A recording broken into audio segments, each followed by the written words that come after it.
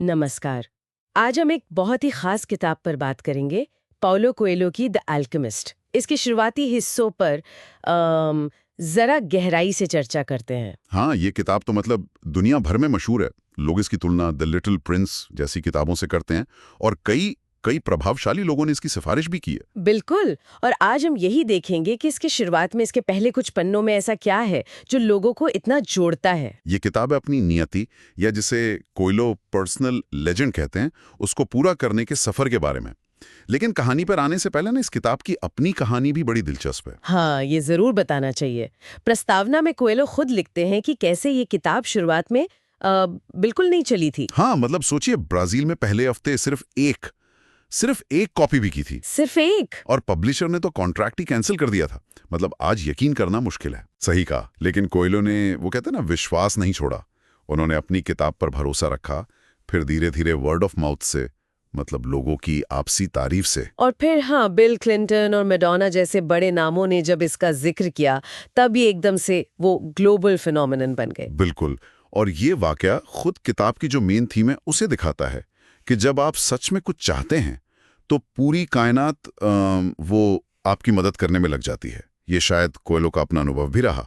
ये बात जानने के बाद किताब और खास लगती है। चलिए अब कहानी पर आते हैं। इसकी शुरुआत भी थोड़ी अलग है नार्सिसिस्ट की जानी पहचानी कहानी से, पर एक ट्विस्ट के साथ। हाँ, प्रस्तावना में कहानी में झील नार्सिसिस की मौत पर इसलिए नहीं रोती कि वो बहुत सुंदर था।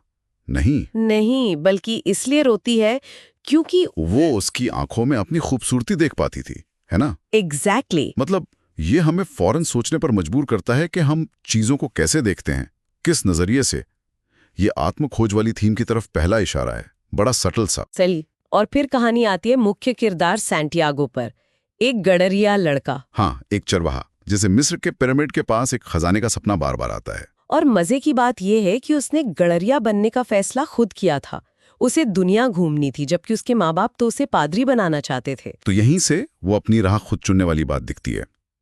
और फिर उसकी यात्रा की असल शुरुआत होती है जब वो एक जिप्सी औरत से मिलता है। हाँ, जो उसके सपने का मतलब बताती है। कहती है पिरामिड जाओ और बदले में खजाने का 10वां हिस्सा मांगेगी। ये पहला कदम है जहां वो अपने सपने को थोड़ा सीरियसली लेता है, शायद पहली बार, भले ही कीमत चुकानी पड़े। लेकिन इसके बाद वाली मुलाकात और भी रहस्यमयी है, मेल्कीजेडेक से, जो खुद को सैलम का राजा बताते हैं। हाँ, ये मुलाकात बहुत अहम है। यहीं पर वो पर्सनल लेजेंड या व्यक्तिगत कथा का कॉन्सेप्ट आता है। हाँ, बताइए इसके बारे में थोड़ा। ये व्यक्तिगत कथा है क्या आखिर? मेल्कीजेडेक समझाते हैं कि ये वो चीज है जिसे आप हमेशा से पाना चाहते थे, आपकी जिंदगी का मकसद कह लीजिए। और वो कहते हैं कि बचपन में, जवानी में सब जानते हैं अपनी व्यक्तिगत कथा। अच्छा। सब जानते हैं। हाँ, पर फिर एक रहस्यमयी शक्ति है जो हमें धीरे धीरे यकीन दिला देती है कि अरे, इसे पाना तो नामुमकिन है, असंभव है। ये तो सोचने वाली बात है कि ये शक्ति हमारे अंदर ही तो नहीं, हमारा डर या समाज का दबाव। शायद यही। और यहीं पर वो दुनिया के सबसे बड़े झूठ की बात करते हैं। हाँ, ये क्या है दुनिया का सबसे बड़ा झूठ? वो कहते हैं कि सबसे बड़ा झूठ ये मानना है कि जिंदगी में एक पॉइंट के बाद हमारा अपनी लाइफ पर कोई कंट्रोल नहीं रहता, कि सब कुछ किस्मत के हवाले हो जाता है। ओह, मतलब ये मान लेना कि हम बस कठपुतलियां हैं। हाँ, और कोएल्हो का इशारा है कि ये सोच ही हमें कोशिश करने से रोकती है, जिम्मेदारी लेने से रोकती है। बहुत गहरी बात है ये। फिर मेल्कीजेडेक उसे संकेतों, ओमन्स के बारे में भी बताते हैं। बिल्कुल, कि ईश्वर ने सबके लिए एक रास्ता बनाया है और उसे जानने के लिए हमें कायनात के इशारे यानी संकेत पढ़ने सीखने होंगे। और मदद के तौर पे वो सैंटियागो से उसकी भेड़ों का 10वां हिस्सा मांगते हैं और उसे वो 2 पत्थर देते हैं, यूरिम और थुम्मिम। हाँ, वो पत्थर जो मुश्किल वक्त में हाँ या नहीं में जवाब देने के लिए हैं।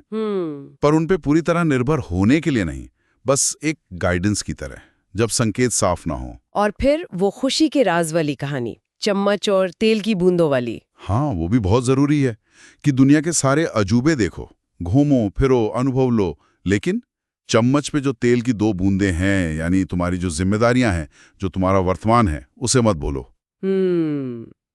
एक बैलेंस बनाने की बात है। सही। मतलब सपनों के पीछे भागो पर पैर जमीन पर रखो। बिल्कुल। तो आप देखें, कहानी के इस शुरुआती हिस्से में ही कोएल्हो ने अपने सारे मुख्य विचार, लगन, अपनी व्यक्तिगत कथा में विश्वास, संकेतों पर ध्यान देना, ये सब सैंटियागो की यात्रा में बुन दिए हैं। हाँ, और ये सिर्फ कहा नहीं गया है, ये सैंटियागो के फैसलों से, उसकी मुलाकातों से निकलकर सामने आता है। जैसे कोएलो की अपने प्रकाशन की कहानी। हाँ, वो भी तो इसी का सबूत है, दृढ़ता का, विश्वास का। तो ये शुरुआती हिस्से वाकई हमें अपने सपनों की ताकत, अपनी राह पर चलने की हिम्मत और शायद यूनिवर्स पर एक तरह का भरोसा रखने के बारे में सोचने पर मजबूर करते हैं। हाँ, और ये दिखाते हैं कि रास्ता हमेशा आसान नहीं होगा। मुश्किलें आएंगी, जैसे कोएलो के सामने आई, जैसे सैंटियागो के सामने आएंगी, पर हिम्मत नहीं हारनी है। और आखिर में ये हमें उस सवाल के साथ छोड़ देते हैं, है ना, कि क्या वाकई दुनिया का सबसे बड़ा झूठ कि हम अपनी जिंदगी कंट्रोल नहीं कर सकते, हमें अपनी असली क्षमता पहचानने से रोक रहा है? बिल्कुल, ये सोचने का बिंदु है कि किसी की अपनी व्यक्तिगत कथा, अपनी सच्ची मंजिल आखिर है क्या, और क्या हम उसे खोजने की कोशिश भी कर रहे हैं। अगर आपको हमारा पॉडकास्ट पसंद आया तो कृपया हमारे चैनल को सब्सक्राइब करें, वीडियो को लाइक करें और कमेंट करें।